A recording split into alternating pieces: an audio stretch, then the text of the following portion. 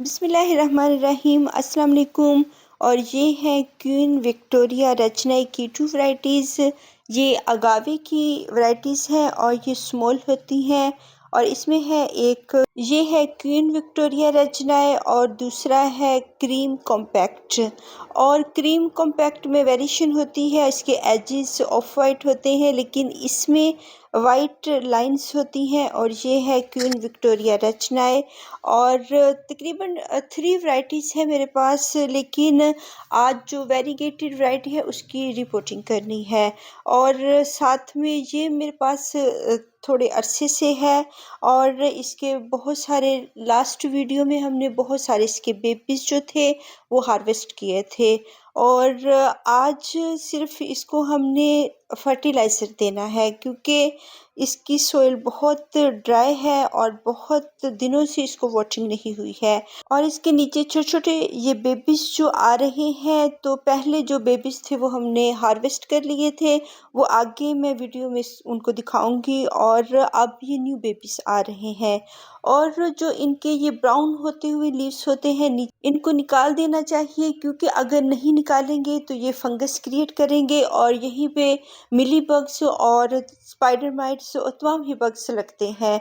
और 1-2 मंथ के बाद इनको हमने देखना होता है प्लांट्स को, और हम इनको ऐसे ही नहीं छोड़ सकते हैं। अगर हम वाटरिंग इनको 20 दिन 25 दिन या 1 मंथ के बाद, सर्दियों में 1 मंथ के बाद अगर वाटरिंग कर रहे हैं, और बाज़-औक़ात 1 मंथ से भी ज़्यादा गुजर जाते हैं जब क्लाउडी डेज़ होते हैं, तो इनमें जो है जो मिलीबग्स और स्पाइडर माइट्स होते हैं वो रहते हैं ड्रॉट एरियाज़ पे और नीचे छुपकर, और जो इनके लीव्स ब्राउन हुए होते हैं, ड्राई हुए होते हैं, उनमें उनकी जड़ों में, इन प्लांट्स की जड़ों में ख़ास तौर पर मिलीबग्स ज़रूर होते हैं।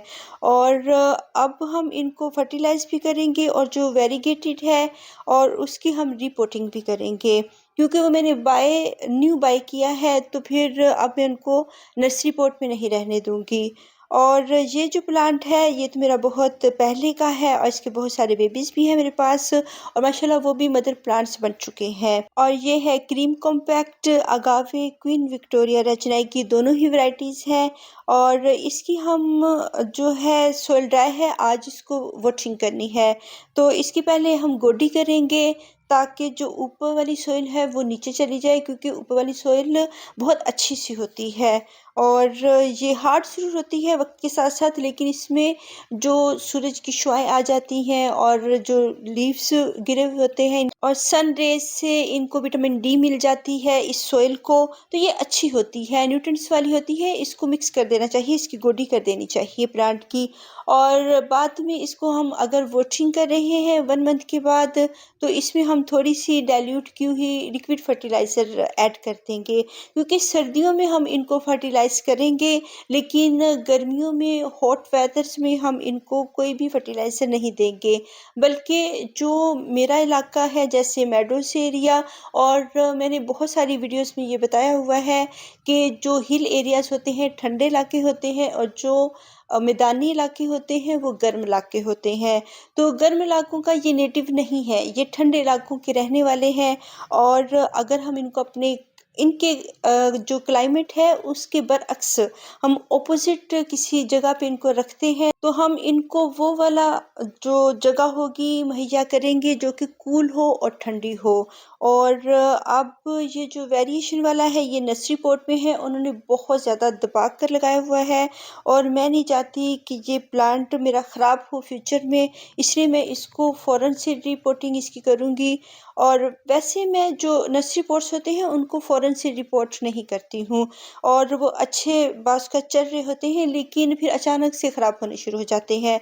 और इन्होंने बहुत ज़्यादा वोटिंग की हुई है नर्सरी वालों ने, और इनके जो लीव्स हैं वो भी बहुत ज़्यादा पानी से भरे हुए हैं और सोइल भी भरी हुई है, तो और वैसे भी डीप करके लगाया हुआ है, वैसे अच्छा वेल रूटेड प्लांट है।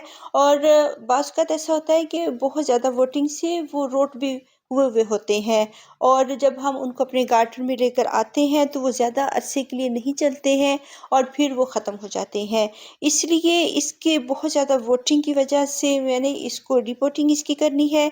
और एक ये इन्होंने नर्सरी वालों ने बहुत अंदर दबा कर लगाया हुआ है।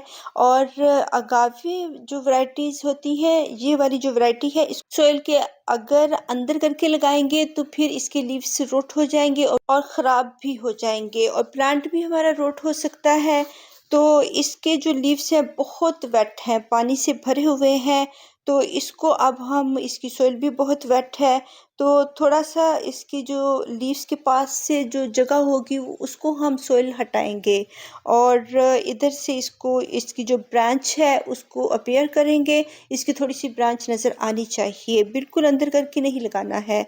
और इसको थोड़ा सा ऊपर करके उठा कर लगाते हैं सोइल से। और अब ये ठीक है, और इसको देखने के बाद मुझे थोड़ा इत्मीनान हुआ है कि ये रोट हुआ नहीं है, वरना पहले जो मुझे एक मिला था प्लांट वो बिल्कुल रोट हुआ था और ऐसे ख़राब हो जाते हैं चंद दिनों के बाद या 1 मंथ के बाद प्लांट। तो फिर हमें बहुत अफसोस होता है कि ये हमारे प्लांट ख़राब हो गए हैं। इसलिए ये मैं देखना चाह रही थी कि ये कहीं ख़राब तो नहीं हुआ, लेकिन ये अच्छा है, वेल रूटेड है। और इसकी हम थोड़ी सी सोइल हटाएंगे और इसको मैं अब टेराकोटा पॉट में लगाऊंगी। प्लास्टिक पॉट में सुकुलेंट प्लांट्स अच्छे नहीं चलते हैं क्योंकि वो बहुत दिनों तक सॉइल को जो मॉइस्चर को पानी को होल्ड करके रखते हैं, तो इससे प्लांट्स ख़राब हो जाते हैं। इसलिए इनके लिए टेराकोटा पॉट जो होते हैं, मिट्टी के जो पॉट होते हैं वो बेस्ट होते हैं, क्योंकि मिट्टी के पॉट जो होते हैं वो ठंडे होते हैं और आगे आने वाले दिनों में जब गर्मी आएंगी तब इनको एक कूल और ठंडी जगह इनको चाहिए होगी और ये हैप्पी रहते हैं टेराकोटा पॉट में। जबकि प्लास्टिक पॉट में एक तो इनकी सोइल ड्राई नहीं होनी जल्दी और फिर गर्मी बहुत होगी तो वो पॉट गर्म भी हो जाते हैं और उनसे इनको हवा भी नहीं मिलती है प्लास्टिक पॉट्स में। जबकि टेराकोटा पॉट में इनको अच्छी हवा मिलती रहती है और ये कूल रहते हैं और हैप्पी रहते हैं। और मेरा जो एरिया है, मेडोज एरिया, जितने भी मैदानी इलाके होते हैं गर्म होते हैं बनिस्बत पहाड़ी इलाकों के। पहाड़ी इलाकों में हम इनको ठंडी सी जो धूप होती है, जैसे सर्दियों की धूप, हम इनको दे सकते हैं और जो बहुत हार्श धूप होती है ये उसमें नहीं रह सकते हैं, बर्न होना शुरू हो जाते हैं। वैसे आउटडोर प्लांट्स हैं, इतने भी इंडोर नहीं रखेंगे कि अंधेरे वाली जगह पे रखते हैं, ब्राइट लाइट होनी चाहिए गर्मियों की। और सर्दियों में हम इनको सनी एरिया में रखेंगे, तो सर्दियों की धूप हम इनको दे सकते हैं और गर्मियों की पार्शियल सी लाइट देंगे। ये पार्शियल एरिया में हैप्पी रहते हैं और खुश रहते हैं। और अगर बहुत हार्श धूप है, जैसे 48 टेम्परेचर या 50 टेम्परेचर होता है, फिर हम इनको शेड एरिया में रखेंगे, लेकिन तब भी वोटिंग ज़्यादा नहीं करनी है। अगर ये धूप की वजह से स्ट्रेस में चले जाते हैं तो इसका मतलब ये नहीं है कि इनको बहुत ज़्यादा वोटिंग की ज़रूरत है, बल्कि इनकी हम धूप कम करेंगे, ना कि इनकी वोटिंग ज़्यादा करेंगे। अगर वोटिंग ज़्यादा कर देंगे फिर ये रूट हो जाएंगे और फिर भी ये ख़राब हो जाएंगे। अगर हम इनको बहुत धूप में रखेंगे, बहुत हार्श धूप में, तब भी ये ख़राब हो जाएंगे। तो ना तो इनकी वोटिंग हमने ज़्यादा करनी है, बल्कि इनको कूल एरिया देना है और ड्राई एरिया देना है। और मॉइस्चर इनको पसंद नहीं होता है, इनके जो लीव्स होते हैं उनमें पानी होता है। और अब हमने इसको लगाया है, थोड़ा उठा कर लगाएंगे और अच्छी सी सोइल को दबा देंगे। वैसे ये वेट सोइल है और काफ़ी दिनों तक ये वेट ही रहा है, लेकिन अब मैं थोड़ी सी इसको खाद वाला पानी दूंगी, बहुत डाइल्यूट किया हुआ माइनर सा फर्टिलाइज़र देंगे। और सकुलेंट्स को बहुत ज़्यादा जो है वो फर्टिलाइज़र पसंद नहीं होता है। सर्दियों के दिनों में हम 1-2 मंथ में इनको दे देते हैं फर्टिलाइज़र, लेकिन गर्मियों में नहीं देते हैं। अभी आपने देखा है कि सिर्फ मैंने भल मिट्टी का इस्तेमाल किया है, इसमें कोई भी खाद ऐड नहीं की है। वैसे इसमें लीफ कंपोस्ट और काऊ डंग थोड़ी सी मिली हुई है। ये गार्डन सॉइल है और गार्डन सॉइल वैसे ही बहुत अच्छी सी होती है, इसमें कुछ भी ना ऐड करें तो ये बेहतर होती है सुकुलेंट प्लांट्स के लिए। और सुकुलेंट प्लांट्स को गोबर की खाद का अगर लिक्विड फर्टिलाइज़र दिया जाए तो वो ठीक है, लेकिन अगर हम गोबर की खाद वैसे डाल देते हैं तो वो फिर कीड़े लगते हैं और फंगस क्रिएट करते हैं।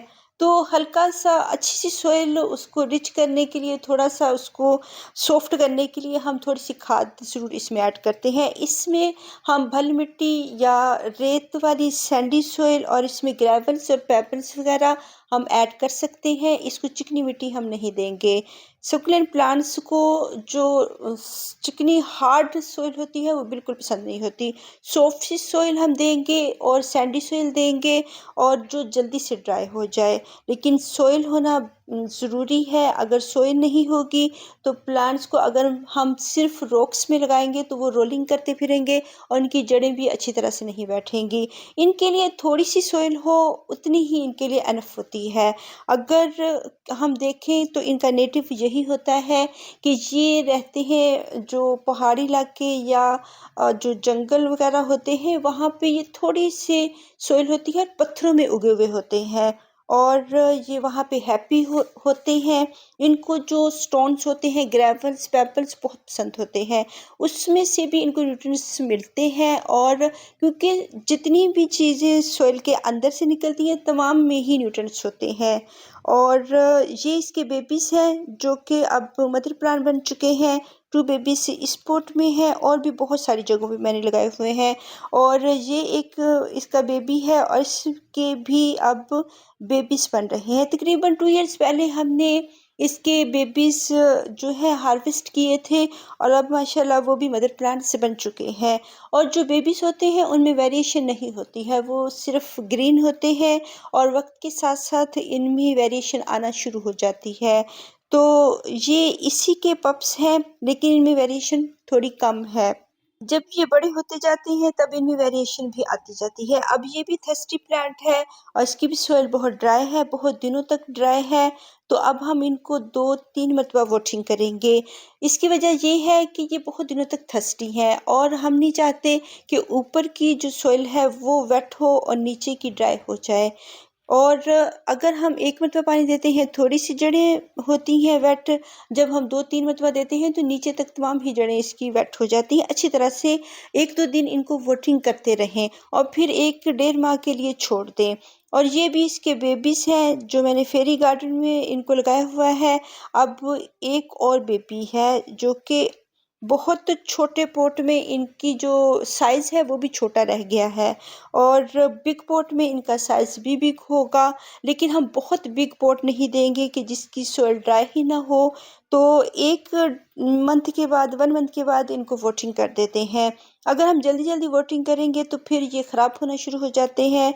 और ये जो हम इसको डाइल्यूट किया हुआ पेस्टिसाइड ये जो फर्टिलाइज़र दी है इससे अगर हम इनके ऊपर छिड़काव करें तो ये पेस्टिसाइड का भी काम करेगा और जो मिलीबग्स हैं वो भी इससे साफ़ हो जाएंगे। और ऐसे ही एक और फेरी गार्डन है। तो छोटे-छोटे जो हम डिश गार्डन बनाते हैं या फेरी गार्डन तो उसमें हम इसका यूज़ कर सकते हैं। स्मॉल जो अगावे है और ये है क्वीन विक्टोरिया अगावे की तकरीबन 3 वैरायटीज़ है मेरे पास। और ये मदर प्लांट है, इसके बहुत सारे बेबीज़ हैं मेरे पास। लेकिन बाकी जो 2 हैं उनके अभी बेबीज़ नहीं आए हैं। तो आइंदा आने वाले दिनों में हम इनके बेबीज़ भी हासिल करेंगे और इंशाल्लाह ये अब हमारे गार्डन में रहेगा। और इसको बारिशों से बचाना है और वैसे हम कलेक्ट कर सकते हैं रेन वाटर और अपनी मर्ज़ी से दे सकते हैं, वो इनको पसंद होता है। लेकिन इनकी लीव्स के ऊपर लगातार पानी नहीं पड़ना चाहिए। बस 1 मंथ के बाद जब वाटरिंग करेंगे इनकी लीव्स भी धो दें अच्छी तरह से ताकि तमाम ही बग्स वगैरह साफ़ हो जाएँ और ये नीट एंड क्लीन हो जाएँ। अल्लाह हाफ़िज़।